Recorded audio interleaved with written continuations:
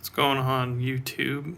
Uh, this is my Nucanoe Flint, and I just installed the pivot drive, and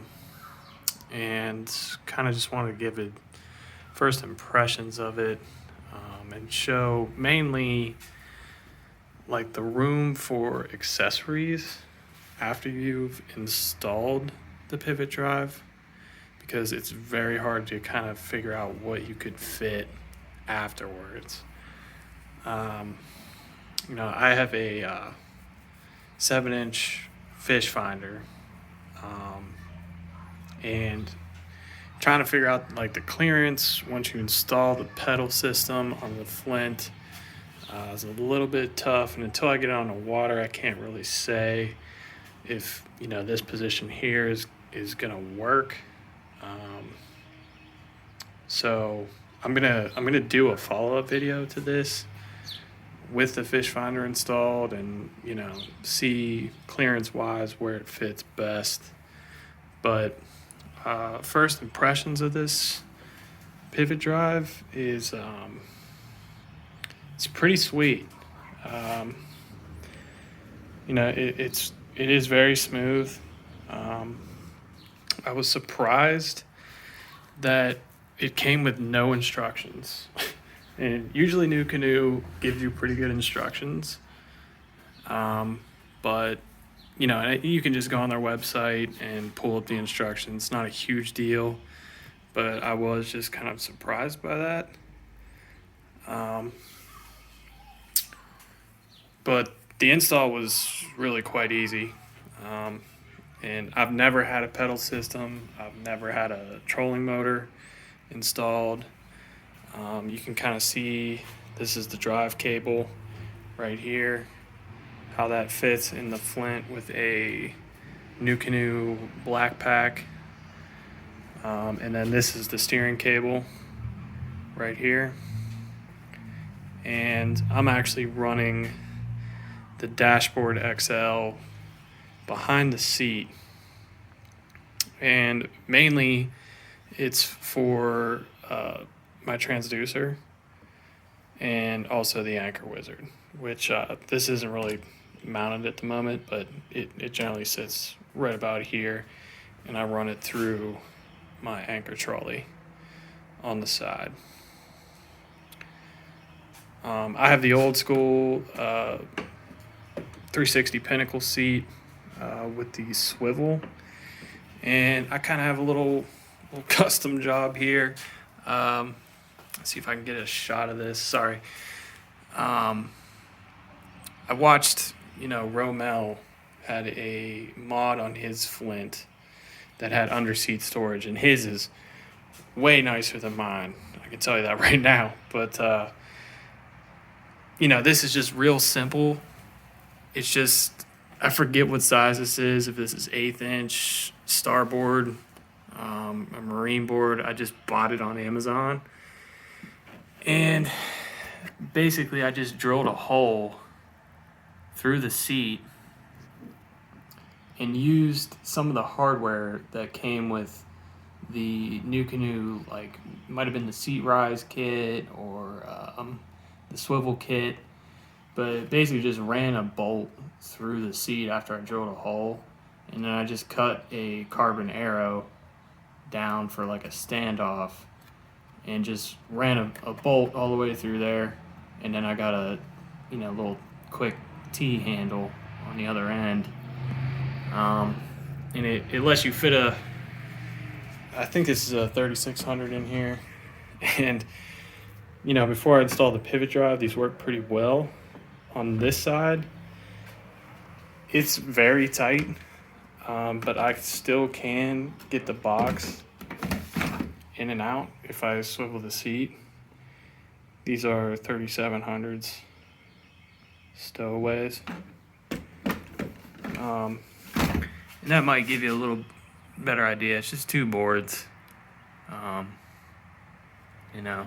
It's pretty basic, but I find that to be pretty handy.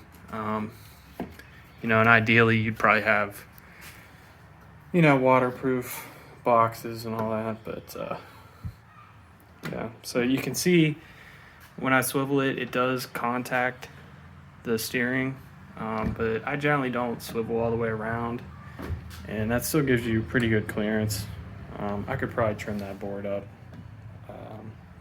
to get a little bit more, but this idea with the dashboard in the back, saw it on another YouTube channel, and a dude put it on a Pursuit, but I just kind of stole that idea, and I actually really like having the dashboard behind,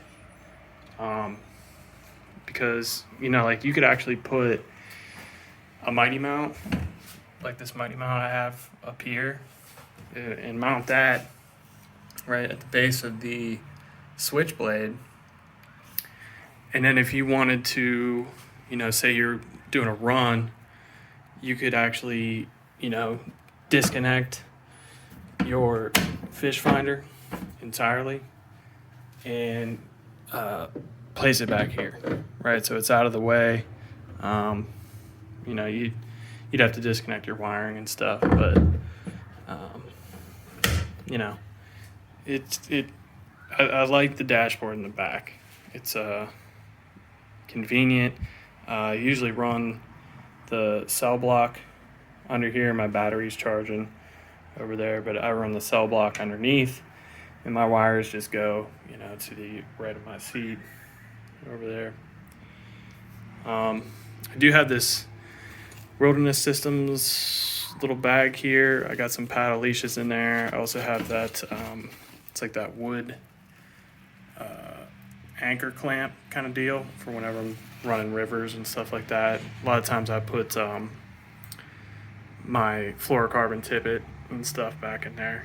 Leader, sorry, got fly fishing on the brain. So, and over on the other side, I have another one of those tackle kind of storage deals over there. And, you know, this is where I ended up mounting the cleats. I just followed the instructions for the pivot drive. But the handle kind of stores right down in here. You run self-tappers into the pulley system, into the clamp, as well as two pad eyes, which are going to be really hard to see. There's one right there, and then one kind of in behind my net there. So pretty simple. Those are the only holes you have to drill in the boat. So yeah, it's the one thing that was kind of jacked up is this is how my disconnect handle shipped. It is broken for sure. So, and it's kind of like a rubbery plastic. So I don't know. I'm sure Nucanoe will replace it. I sent them an email. The instructions were pretty good. You can see I have the completion decking kit on this, and that kind of jacks with the clearance a little bit on the Flint's pivot drive. Let's see if I can get down there. I had to put in some spacers to make up for this height difference, and I think it's mainly because I'm running the decking kit. Although I think you would still even have a space if you weren't. And then as far as the hog trough, it is extremely tight. You know, you really gotta jerk on that thing to get it out. So, and again, see, and then if you push it too far, it's in there, man, and you gotta really bend this thing to get it out. So I don't know. I mean, it's not a huge deal, but I think it's because I'm running the completion deck kit. You know, it makes it sit up a little bit higher, and you know, you don't. It's more of an acute angle sliding in there. So not a huge deal, but you know, it's just one of them things. To try to show the clearance, like this is where I'm hoping I can run my 7-inch Garmin, and you know, if you're sitting in this seat and you're looking at the pedaling stroke, I don't know how well that shows up, but it's pretty close. I'm thinking I'll be good here. You know, it's hard to say until I throw my unit on it. Like I said, I'll upload another video with that, but that's the main purpose of this video. Is I wanted to show, you know, like where you could possibly mount accessories. I had a hard time finding that with the Flint. And if you tried to run that unit up front, where you know you'd probably be running it maybe there, maybe at that angle. This is the Yak Attack electronic universal mount. So you can see when you pedal there, it's close, man. And you really, after you mount the pivot drive on the Flint, you really only have room for a mighty mount. And you can see, depending on where your foot position is, you know, if it's like a bicycle and you're running like clipless pedals and your toe is pedaling, you'd be good, right? And that is with the mount, you know, going backwards. You know, and if it was even kind of more straight on, it's like, yeah, it is pretty much touching that. So if your foot was extended off of that pedal at all, it's going to interfere. So, and that was kind of my main purpose for making this, is to give you guys an idea of how these kind of accessories will end up fitting on here. And that's part of the reason why, you know, you can see up at the bow, I usually, if I'm running rivers or something, I'm running the, you know, the Anchor Wizard bow mount. And I have a console over there I usually run, and I mount my Anchor Wizard to the console, and you know, you definitely cannot mount that console at all. There's not enough track. So that's just kind of an overview of how this all this stuff fits on here. If you guys have questions, just leave a comment or something. Like I said, I'm gonna do a follow-up video with the fish finder actually installed on this, and you know, check out the clearance and see how that goes. But so far it's